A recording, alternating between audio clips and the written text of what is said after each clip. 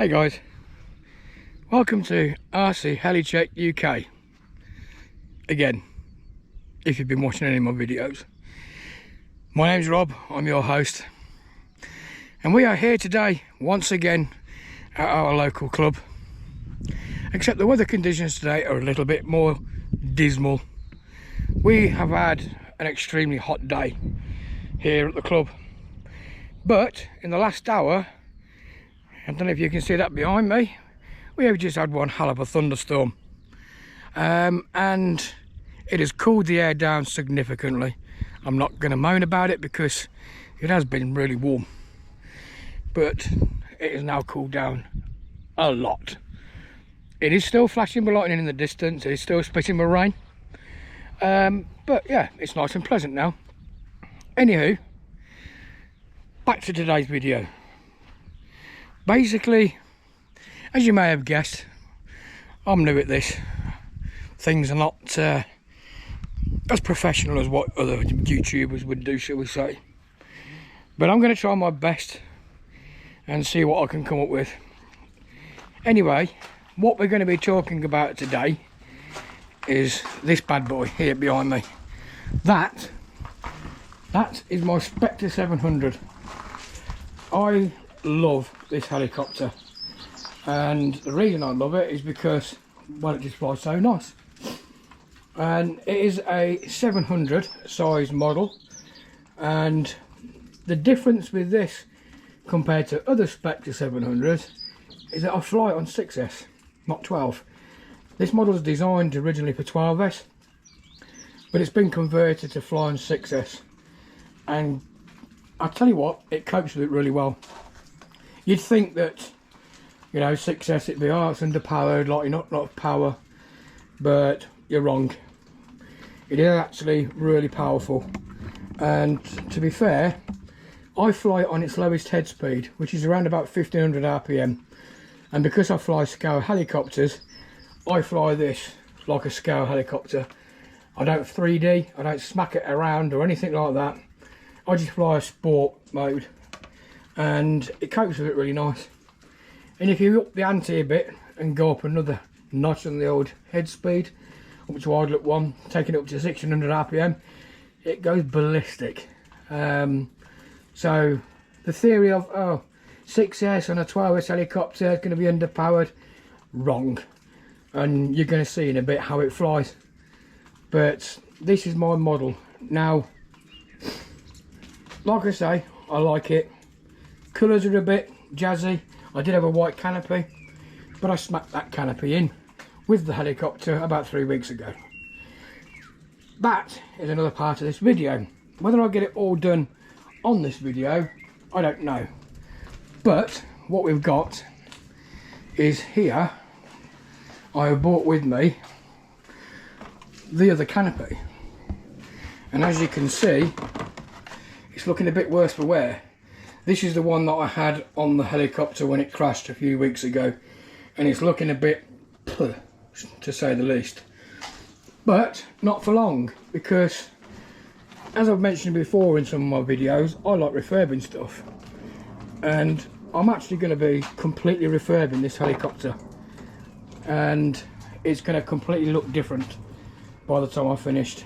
I'm not going to say what colours I'm doing it in, because to be honest with you, I don't really know. But it will be completely different from this as you see it now, and it will not be that canopy on there, it will be this one. And I'm going to show you how I restore and repaint, recover, and get this canopy looking like brand new again, and it will totally transform that helicopter completely. So let's look a bit more in depth into this Spectre. Right, let's have a look at this. This is my Spectre, and basically the electrics that I've got on this are quite popular electrics when it comes to helicopters in my point of view. That's a Hobbywing Platinum 120 amp electronic speed controller. I like using Hobbywings because they're really easy to program using their own programming card, and you can set all different kinds of parameters. A lot of people use governors on their transmitters. I like to use the governor in the hobby wing, because how I fly, it's more than enough. So yeah, these are brilliant electronic speed controllers. It's a 6S ESC, built-in Beck, built-in fan on top, helps keep it cool. Not that it needs it, because to be fair, it don't use that much power, this helicopter. And a line motor, which is basically, it's the same motor that is in the T-Rex 550X. It's the RCM BL 730MX motor, 470 kV I believe it is. Let's have a look. Can't see without looking. 900 kV, 960 kV, and it's more than capable of lifting this model off the deck, even though it is a 12S model.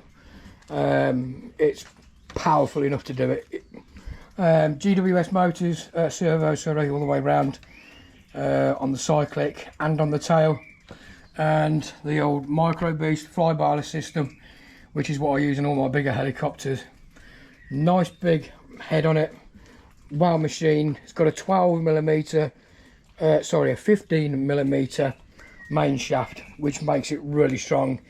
And believe you me, this helicopter smacked in hard a few weeks ago, and it didn't even tickle the shaft. Tickle the shaft. Okay. Didn't even bend the fly-barless, the feathering shaft either. Feathering shaft, and this is 12mm, which is the same diameter as what main shafts are on a line helicopters. So, you know, the feathering shaft alone is a big beefy bit of kit, but it's very durable. These tend to be weak spots on the Spectre, which isn't a bad thing, because I would sooner these go and bend and break than bend the flybar, the feathering shaft inside. Blade, Sab blades on there. These are Sab TB 700 blades. They're a heavier blade. They are a better blade than most, because, you know, well, they're Sab for a start off, so they're actually a good designer blade, and it really helps the helicopter to perform.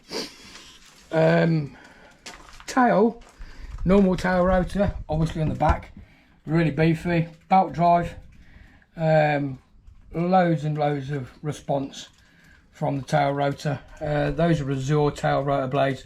I did about Azure main blades on this before I smacked it in.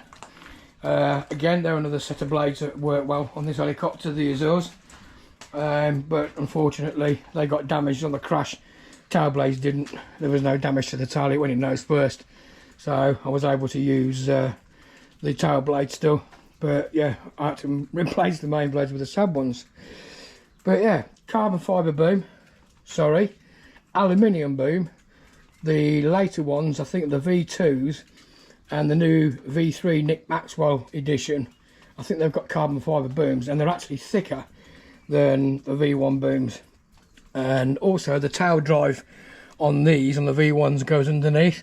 On the V2s and the Nick Maxwells, it goes along the top. Looks a bit weird, but it works just as well. So yeah, that's my Spectre700. Let's get a battery charged up, take it out of the flight line, and I'll show you how it flies on a 6S. Okay, right, got a 6S 5200 milliamp LiPo, you know. Normally I get around about 5 minutes, but let's see if I can keep her in the frame, because I've still not got a mount for my GoPro camera to fit on my hat or something, which helps me follow the helicopter around, or anything that I fly really. So just bear with me guys, and hopefully I can keep it in shot. Anyway, here goes. This is normal I'll get it right here, normal head speed. This is at its lowest head speed. Okay.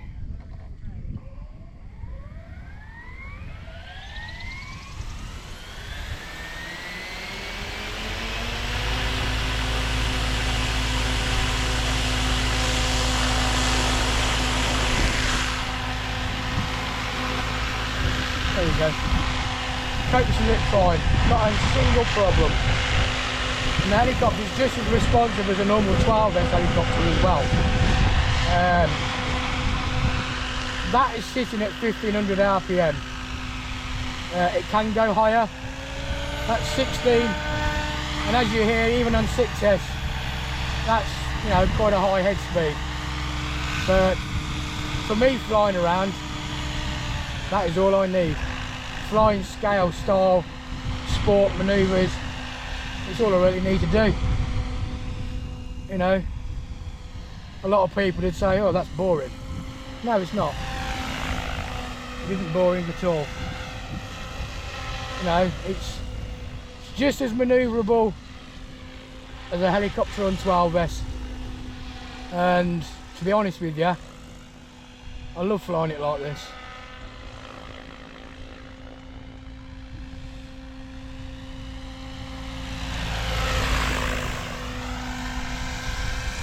I'm guessing that just went out of shot then, sorry about that. But it is more than capable and really manoeuvrable on just a 6S motor.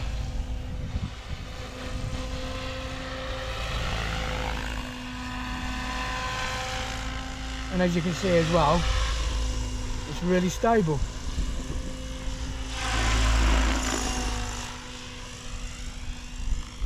And you can go really fast when you want it to.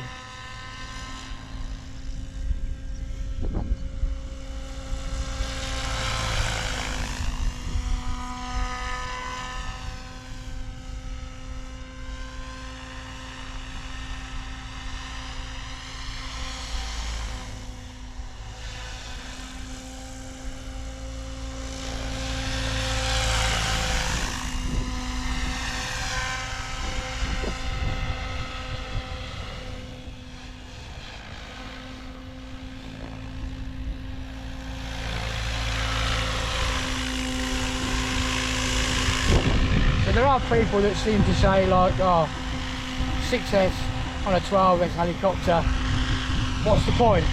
You know, you don't really need it. You know, it seems pointless. But it just goes to show there that a 12S helicopter can fly just as nice, just as stable and just as easy on a 6S glide boat. I absolutely love this helicopter, I really do.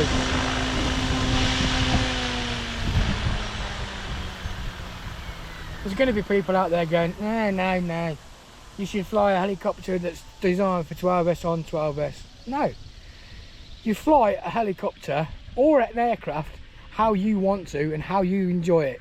Simple as. If you enjoy flying helicopters on 6S like I do, so be it.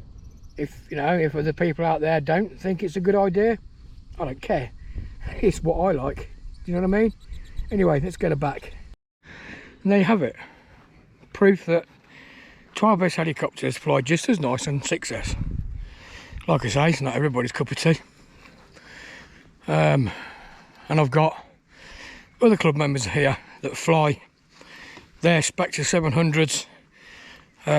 We've got Tron 7s. What else have we got? We've got Sabs. All fly 12S helicopters on 6S. Tends to be your sport flyers that do it. We're the ones that tend to you fly scale. We fly them like that because we don't need the hardcore 3D smack round poop. So yeah, there we go. Anyway, let's go and have a look at this canopy. What we're going to be doing to it is, you can see basically that all the front was all smashed up. Okay, it was pretty bad shape. But I've already stitched that back together, and all I used literally was really thin super glue and activator, and you basically just hold all the bits together because it's fiberglass. With it being fibres, as long as you hold it all together, you know, as best as possible, you can just run extremely thin super glue down it and then hit it with activator, and it just literally bonds it together again. So considering this bit here was all smashed to pieces, yes, I've got a few tiny little holes in it and whatnot that need filling, but that's not a problem because I just use like either plywood or maybe another piece of fiberglass on the inside. But what we're going to do is all this stuff here, I'm going to sand it all down and get it as smooth as possible. Now there's places where like the epoxy resin, if that's what you want to call it, is all cracked, but as long as it hasn't come away, then we can use that. So what I'll be doing is I'll be filling all this stuff in with some lightweight filler. Anything like that I'll be filling up. I'm going to probably use some plastic card at the back of that, and then I'll stick that on with super glue, and then I'll fill the hole that's sort of like, because even though there'll be plastic card behind there'll be like a little hole. I'll just fill that literally with super glue, hit it with the activator, make it go hard, and then I'll sand the whole thing down. And then once I've got it all nice and smooth, got all these shitty stickers off that are on there now, then I'll get some lightweight filler, and I'll just go over the whole of the front of the canopy with some lightweight filler to find any imperfections that may be there, sand it all down again, get it all nice and smooth, and then when I'm happy, I'll hit it with literally just polyurethane varnish or white PVA glue thinned down, and I'll brush that on, let it settle down, let it get hard, and then give that another sanding down, and then I'll give it a coat of paint. And that's it basically.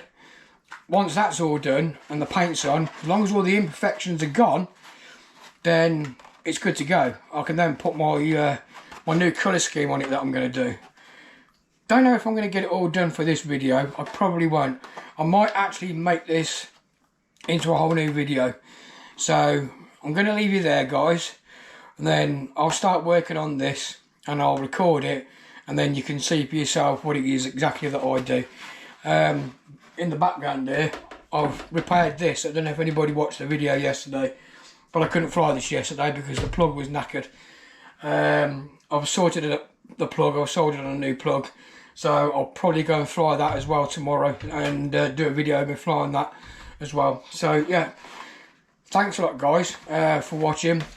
Hit the like and subscribe button, the little ding-a-ling-a-ling and all that kind of thing, all that kind of stuff. And then I'll be back tomorrow with the rest of this. Take it easy, guys. See you later.